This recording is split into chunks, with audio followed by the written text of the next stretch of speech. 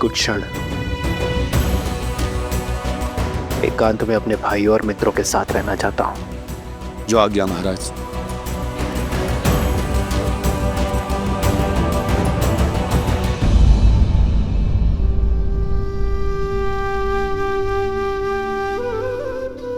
लक्ष्मण, लक्ष्मण उठो। स्मरण रहे लक्ष्मण कि उन बालकों को कोई हानि नहीं होनी चाहिए। बालकों को हानि पहुंचाकर अयोध्या की सेना केवल लज्जित ही होगी। जो आज्ञा भैया। मेरे कथन का मान रखने के लिए तुमने अपने प्राण संकट में डाल दिए लक्ष्मण। उनका रक्त ना बहे इसलिए अपनी सुध खो बैठे।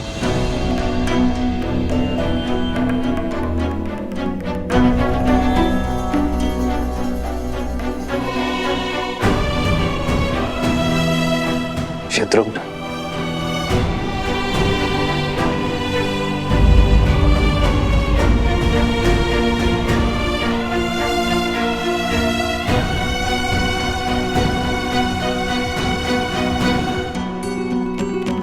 जय श्री राम।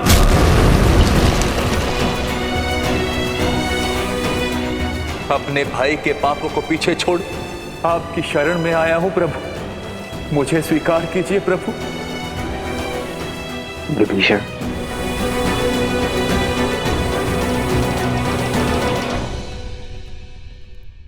मैं महाराज दशरथ का पुत्र ये प्रण लेता हूं कि अपने मित्र सुग्रीव को उसका राज, उसकी पत्नी और उसका सम्मान अवश्य लौटाऊंगा।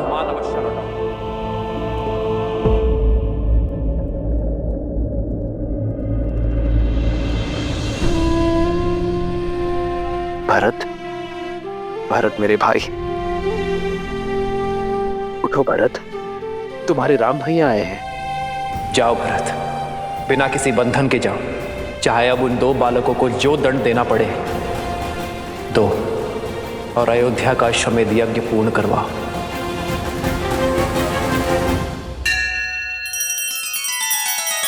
श्री रामचंद्र कृपालु भजु मन हरण भव भय दारुणम।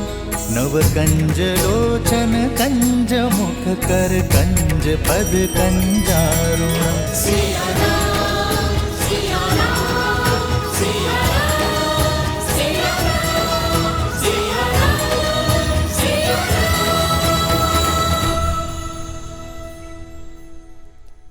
स्मरण रहे, माता कहती है धैर्यम सर्वत्र साधनम। भाग्य भी साथ साधने वालों का साथ देता है। कल हम पुनः श्री राम के समक्ष जाकर उनका सामना करेंगे। किंतु सत्य तो ये भी है ना भैया, यदि आज सूर्यास्त नहीं हुआ होता तो हम जीवित नहीं होते। नहीं भैया, मैं भयभीत नहीं हूँ, मृत्यु का भय नहीं है मुझे। मैं तो केवल ये बात सोचकर व्यथित हूँ कि यदि आज हमें कुछ हो जाता तो माता का क्या होता। उन्होंने अपना पूरा जीवन अकेले बिता दिया, हमारे होने के आभास के साथ निकाल दिया, किंतु शेष जीवन किसके सहारे बिताती।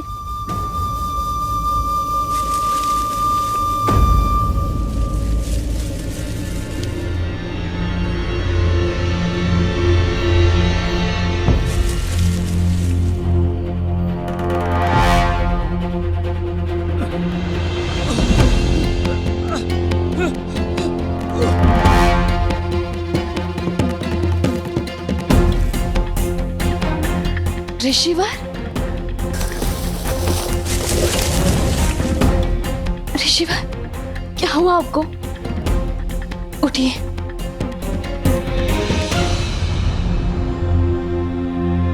हे देवी, सहायता कीजिए। कुछ असुरों ने हमारे आश्रम में घुसकर हमारे सभी साधु संतों को बंधक बना लिया है, और जब मैं भागने लगा तो मुझ पर प्रहार कर दिया और इस दिशा में भेज दिया। किसी वन देवी को ये संदेश देने को कहा। वो कह रहे थे कि वन देवी उन्हें ढूंढ रही हैं और वो वहीं हमारे आश्रम में वन देवी की प्रतीक्षा करें। मुझसे और नहीं चला जा रहा था। शरीर घायल हो गया था, शरीर से रक्त बह रहा था। मैं यहीं झाड़ियों में गिर गया। हे देवी, आप ये संदेश उस वन देवी तक पहुंचा दीजिए। आप हमारे आश्रम को बचा लीजिए। आपने उचित व्यक्ति से ही सहायता मांगी है ऋषिवर। मैं ही हूं वन देवी और मैं ही उन असुरों को ढूंढ रही हूं। आपके आश्रम और आश्रम वासियों को मैं बचाऊंगी। आप यहीं रुकिए, तब तक मैं उन दुष्टों को दंड देकर आती हूं। अपने भाइयों को कष्ट में देखकर मेरा मन पीड़ा से भर जाता है। उठो भरत। भरत, तुम्हारे राम भैया आए हैं। भरत उठो। भरत। लक्ष्मण, लक्ष्मण तुम तो उठो। लक्ष्मण। शत्रुघ्न। मित्र, मित्र उठो। विभीषण, देखिए ना, मैं आ गया हूं। आप सब मेरे आदेश का निरादर क्यों कर रहे हैं?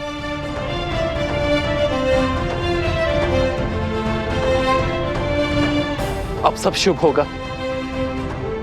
तुम्हारे सम्मान को क्षति पहुंचाने वाले उद्दंडियों को दंड अवश्य मिलेगा। बस आप सब अपने नेत्र खोलिए, मुझसे बातें कीजिए। जितनी पीड़ा में आप सब हैं, उससे अधिक पीड़ा मैं उन्हें दूंगा।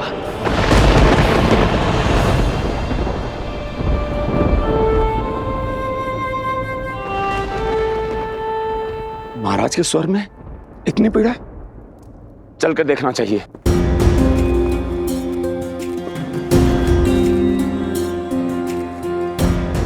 वैद्यराज, आप तो इतने दिनों से इनका उपचार कर रहे हैं, तो फिर ये ठीक क्यों नहीं हो रहे हैं? ऐसी कौन सी औषधि है जो उपलब्ध नहीं है? आप मुझे बताइए, मैं वो औषधि लेकर आऊंगा। आप बस इन्हें स्वस्थ कर दीजिए वैद्यराज। मेरे भाइयों, मेरे मित्रों को स्वस्थ कर दीजिए। महाराज, जिन अस्त्रों का वार इन पर हुआ है वो असामान्य अस्त्र है। हम उन्हीं अस्त्रों की काट खोज रहे हैं। इनकी सुध लौटाने के लिए हमें तनिक और समय चाहिए।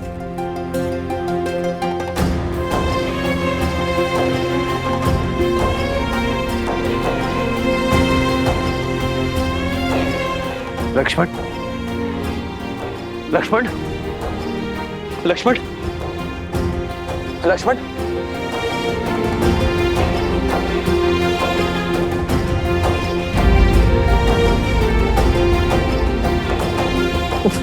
भरत,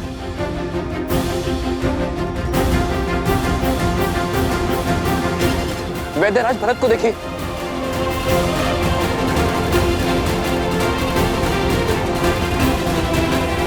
उपवैद्य, सभी जड़ी बूटियां अति शीघ्र ले आओ।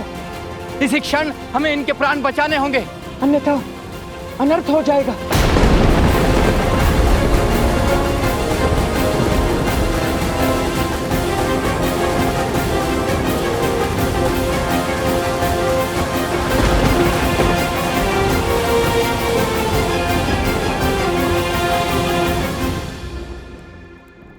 हम माता के पास जाकर उन्हें सब सत्य बता देंगे। ये हमारे जीवन के अंतिम क्षण भी हो सकते हैं। कल सूर्योदय के साथ कुछ भी घट सकता है। ऐसे में माता को हर बात बताकर आगे बढ़ना उचित होगा। अपने पुत्रों का निर्णय जानना माता का अधिकार है।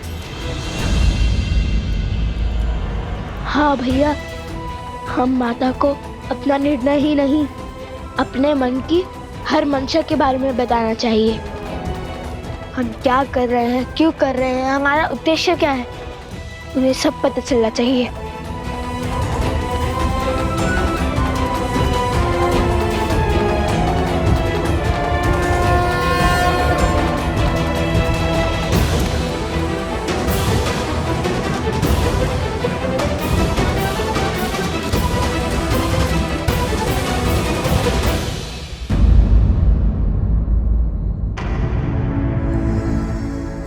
सीता, भीतर आओ।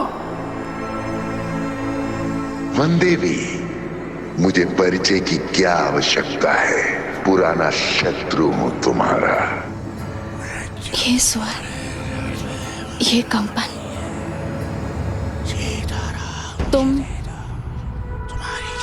तुम वही हो ना जो स्वयं को मेरा परम शत्रु कहता है, और भेड़िए के वेश में भी तुम ही ने प्रहार किया था ना?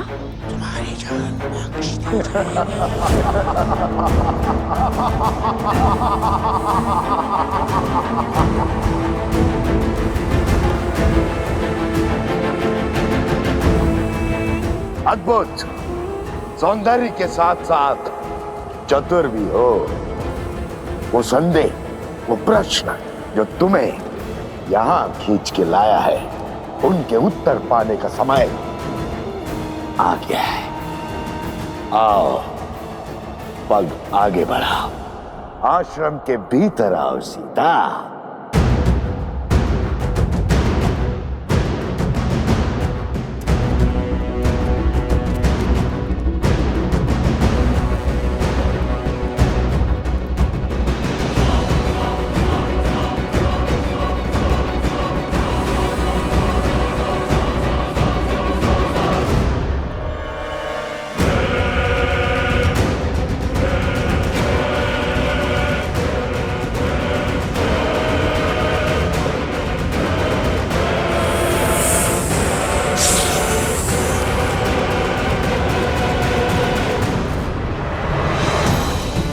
माता, माता, माता, माता,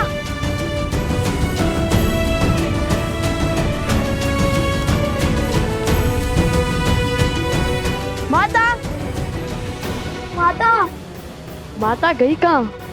गुरु माँ को भी कुछ नहीं पता, और ना ही कुमोदनी दीदी को।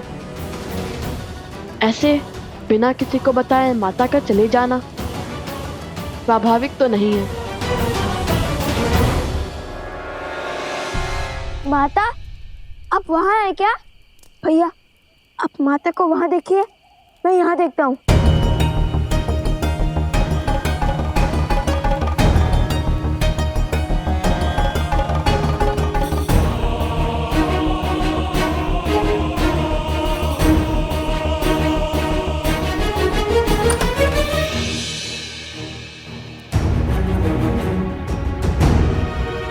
लव, कुश, क्या हुआ? इतने चिंतित क्यों लग रहे हो? आपने माता को कहीं देखा?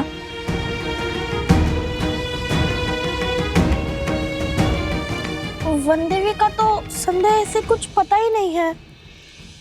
आश्रम से बाहर निकली थी, भैया ने देखा था, तब से लौटी ही नहीं। क्या? माता संध्या से ही नहीं लौटी?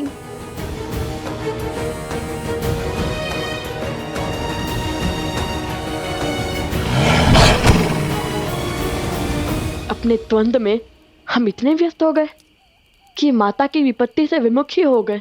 नहीं भैया, हमारे होते हुए हमारी माता पर विपत्ति आ जाए तो हमारे जीवन का क्या अर्थ, हमारे श्वासों का क्या लाभ? चलिए चलकर माता को खोजते हैं। रुको, वन देवी का आदेश है कि कोई भी आश्रम से बाहर नहीं जाएगा। हमें उनके लौटने की प्रतीक्षा करनी होगी।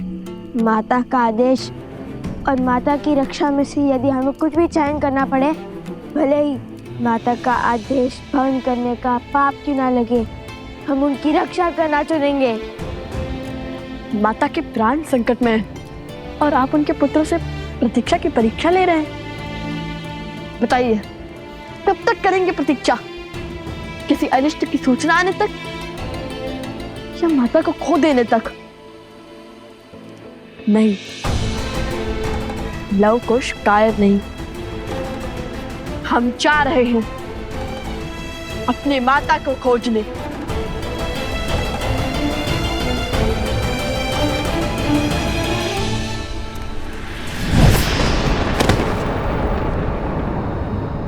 ये कैसी माया है? मेरी तनिक सी माया को नहीं पहचान पा रही हो सीता, तो मुझे क्या पहचानोगी? ये वही माया है जिसका उपयोग वर्षों से तुम्हारे परिवार के विरुद्ध करता आया हूं मैं। अब इसी माया से तुम्हारे पुत्रों के हाथों तुम्हारे पति के प्राण लेने हैं मुझे। बहुत पुराना प्रतिशोध पूर्ण करना है तुमसे।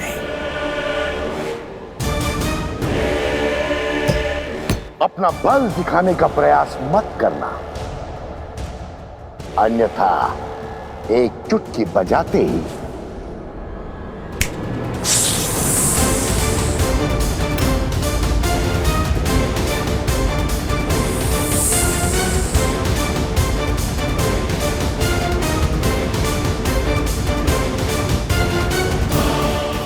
नहीं, ब्राह्मण हत्या महापाप है।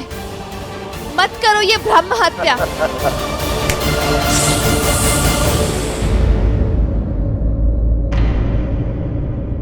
अभी भी मुझे पाप पुण्य का भेद समझा रही हो? ज्ञान देते देते दाव खेल जाना आता है तुम्हें, परंतु आज यदि तुमने कोई भी खेल खेला, कोई भी दुस्साहस दिखाने का प्रयास किया, तो जिस रघुकुल ने सदा साधु संतों की रक्षा की है, उसी रघुकुल की पुत्र वधू इन साधुओं की मृत्यु का कारण बनेगी।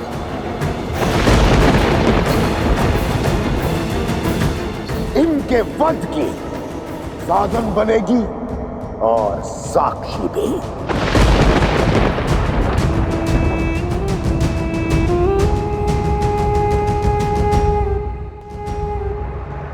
क्या चाहते हो तुम?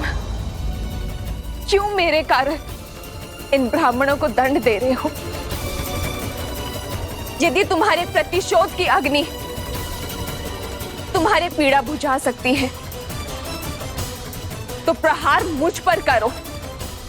यदि तुम बहुत बड़े मायावी हो, तो मेरे सामने आओ, या फिर एक स्त्री के सम्मुख आने से भयभीत हो तुम। यदि तुम मेरा परिचय जानते हो, मेरा सत्य जानते हो,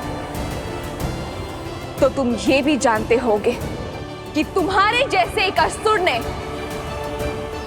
एक स्त्री की सुचिता को तार तार करने का प्रयास किया था, जिसका अंत इतना भयावह हुआ था कि 10 दिशाओं के राजा के परिणाम की गाथा से 10 दिशाएं कांपने लगी थी। स्मरण रहे, पाप केवल तब तक संभल पाता है जब तक पुण्य शीश नहीं उठाता। धर्म की शक्ति के आगे अधर्म को नतमस्तक होना ही पड़ता है, जैसे श्री राम के आगे रावण को अपने घुटने टेकने ही पड़े थे।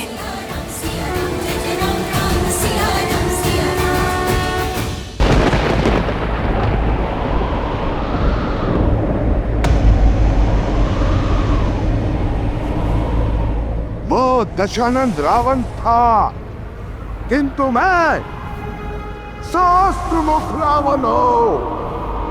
सहस्त्रमुख रावण।